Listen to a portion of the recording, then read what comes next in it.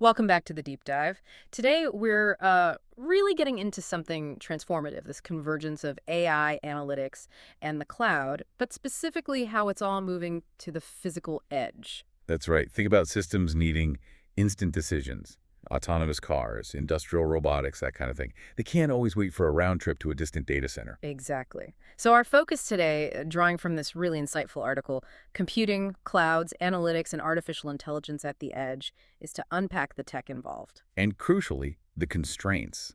Why putting intelligence out there right where the action happens is becoming essential, not just a nice to have. We'll look at the core ideas and the real world challenges. Okay, perfect. So let's start with the basics, because cloud is everywhere but edge. Hmm. What exactly is the edge in this AI context? Why is it so foundational now? Well, fundamentally, edge computing is a response to the, frankly, overwhelming amount of data being generated. Billions of IoT devices, sensors, machines. The cloud, the traditional centralized cloud, just wasn't built for that real-time deluge. So it's like an overflow valve. Sort of, but it's more structured. It's about pushing compute power and data storage closer to the source of the data. This does a couple of key things. Yeah. It takes pressure off the central cloud, it massively cuts down service latency, the delay, and it reduces how much raw data needs to clog up the networks. Okay, so processing closer means faster responses. Mm. But is the idea for the edge to eventually, take over from the big cloud data centers? Are they competing? No, not at all. The source material is really clear on this. It's an essential partnership. Mm. Think of it as a distributed system. The edge handles the immediate stuff, the real-time sensing, and maybe initial processing or quick actions. Hmm. But the really heavy-duty computation, like training these massive AI models or running complex large-scale simulations, that often still happens in the cloud. The cloud have the sheer horsepower for that. So a division of labor, basically. Edge for speed, cloud for power. Precisely. The edge complements the cloud. It doesn't replace it. They work together. Got it. But you mentioned the source talks about different types of edge, mobile edge, fog, cloudlets. That sounds, well, potentially confusing. Can you break those down for us? How are they distinct? Yeah, that's a good point. The terminology can be a bit fluid. The key difference is really where that edge processing physically happens and how aware it is of the network around it. Let's take them one by one. First, there's mobile edge computing, or MEC. This is tightly integrated with the mobile network itself. The compute resources are actually located at the network edge, like on the cell tower base station or a radio network controller. Okay, so right inside the phone network infrastructure. Exactly. And because of that, it has what the article calls high context awareness. It knows things about the network conditions, signal strength, traffic load, even potentially the location and movement of devices connected to it. Which means it can optimize things on the fly, like video streaming quality based on network congestion. Precisely. It uses that network insight. Access is typically through the cellular network itself. All right, what's next? Fog computing. Sounds a bit misty. Yeah. Fog computing sits a bit further out, kind of like a layer between the end devices, your sensors, your robots, and the cloud. Think of things like industrial gateways, smart routers, maybe local servers in a building. So not in the network provider's gear, but closer to the actual devices. Correct. It offers more flexibility in access mobile networks, Wi-Fi, Bluetooth, wired connections. It might involve a single hop or multiple hops to reach the device. Its context awareness is usually mid-level. It knows more than the device itself, but less about the broader network than MEC. Okay, that makes sense. And the third one was cloudlet. Right, cloudlet. The article describes this almost like a data center in a box. Imagine a small, self-contained server cluster deployed locally, maybe in a factory, an office building, or even outdoors somewhere. So very localized processing power. Exactly. It's typically accessed via Wi-Fi. Its context awareness is generally the lowest of the three. It's primarily focused on providing computing resources nearby, not so much managing network intricacies. So MEC, fog, cloudlet. It's really a spectrum, isn't it? From deep inside the network out towards the devices themselves. That's the perfect way to think about it. The edge isn't one single place. It's this distributed continuum of computing power. Okay, great clarification. Now let's marry this edge concept with AI. Edge AI. Why is this combination generating so much excitement? What specific practical problems does it actually solve, especially for these autonomous systems we mentioned? Well, the why is driven by the demands of real-time applications, things that simply cannot tolerate delay or depend on constant cloud connectivity. The source highlights 4 main benefits, and they're all pretty interconnected. Okay, let's hear them. First up, privacy. This is huge. Think about a smart camera in your home, or sensors in a factory, or even a self-driving car collecting data. Sending all that raw data to the cloud constantly. Well, it opens up potential privacy risks. Yeah, I could see that. With Edge AI, a lot of the initial processing happens locally on the device or a nearby edge server. So instead of sending raw video, maybe it only sends an alert, like motion detected, or an anonymized piece of data needed for a larger calculation. It minimizes the exposure of sensitive information. Less data traveling means less chance of interception or misuse. Makes sense. What's number 2? Latency. We touched on this. If a robot arm needs to react instantly to avoid a collision, or a drone needs to adjust its flight path right now, waiting for data to go to the cloud and back is often just too slow. Milliseconds count. Exactly. Even with fast networks, that round trip can be tens or hundreds of milliseconds. Edge processing brings that down dramatically, sometimes to single-digit milliseconds. It enables those truly real-time responses that are critical for safety and performance in autonomous systems. Okay, privacy, latency. Yeah. What else? Third is bandwidth efficiency. Imagine fleets of autonomous vehicles or countless sensors in a smart city. The sheer volume of data they generate is staggering. Trying to send all of that to the cloud 24/7 would just overwhelm networks and be incredibly expensive. Right, especially in places where the connection might not be great anyway. Precisely.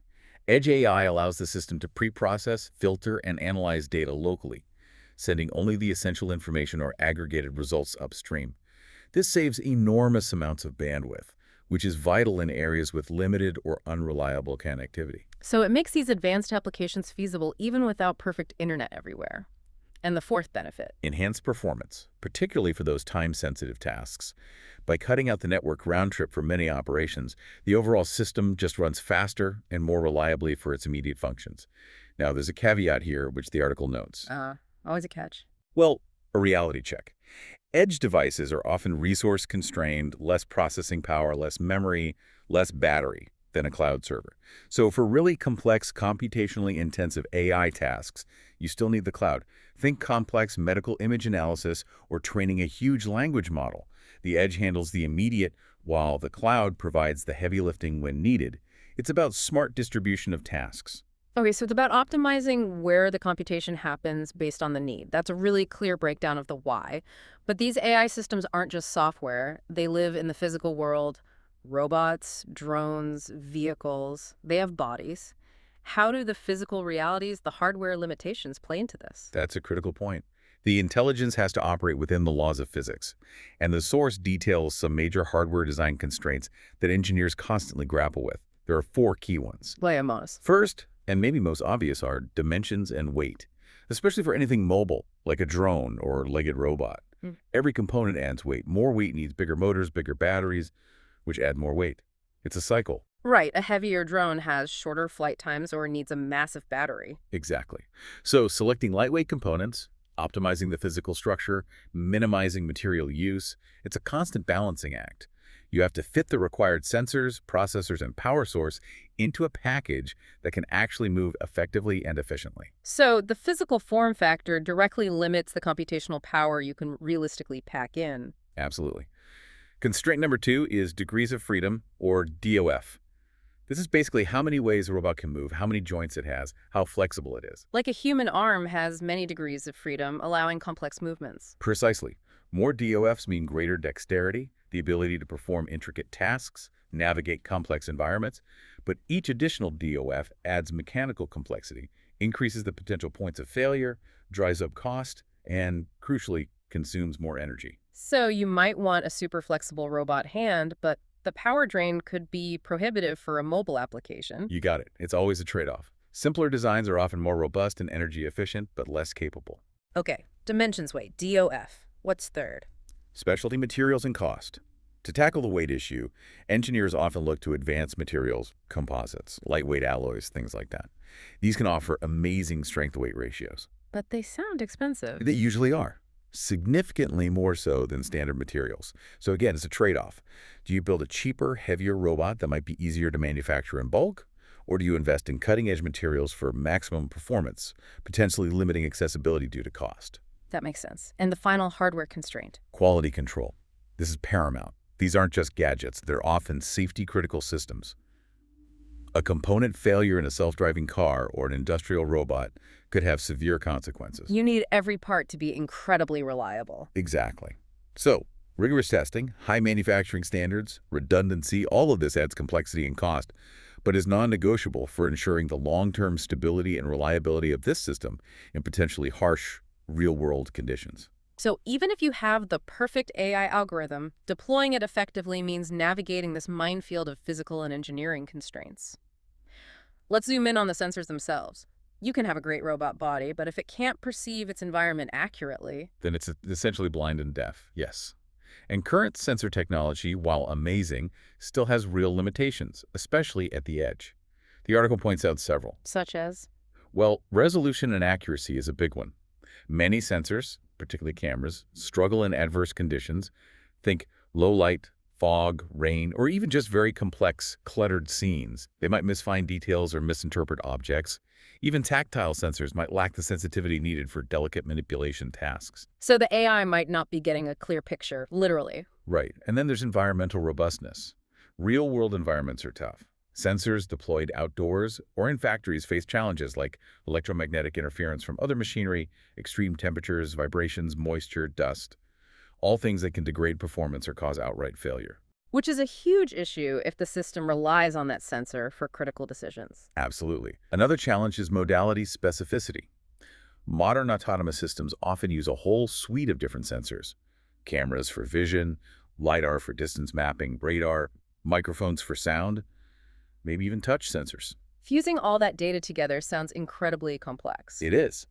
Each sensor provides a different type of data, often with different timings and levels of reliability. Integrating all these streams into a single, coherent understanding of the environment requires very sophisticated AI algorithms. It's a major computational challenge, especially under the constraints of the edge. Which leads back to the resource issue, I imagine. Correctly. That's the final point here. Resource constraints. Processing high-resolution video, fusing multiple sensor streams, running complex perception algorithms in real time, all of this demands significant computational power. But mobile robots and edge devices have limited processing capability and, crucially, limited battery life. There's a fundamental conflict between the desire for ever more sophisticated perception and the physical limitations of the hardware. It's a constant push and pull between wanting more intelligence and having the power budget to support it. Precisely. You're always managing power consumption, deciding which processes are essential, maybe dynamically scaling computation based on the situation. Okay, so we have these powerful AI capabilities, but they're bumping up against latency, bandwidth, and physical hardware limits. You mentioned 5G earlier. How does that fit in? Is it seen as a key enabler here? Definitely. The article positions 5G as a potential game changer for realizing the full potential of edge AI, especially for these embodied systems. How so? What does 5G bring to the table specifically? Three main things, really. First, ultra-reliable low-latency communication, often called URLLC. This is designed for mission-critical applications where even tiny delays are unacceptable. Think remote surgery or vehicle-to-vehicle communication. So much faster and more dependable connections than what we typically have now. Yes, potentially orders of magnitude better in terms of latency and reliability. Yeah. Second, high bandwidth. 5G offers much greater capacity to move data quickly.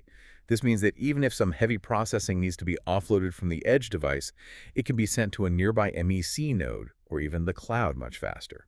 Right, lessening the latency penalty of not doing everything locally. Exactly. And third is massive connectivity. 5G is designed to support a vastly larger number of connected devices simultaneously within a given area.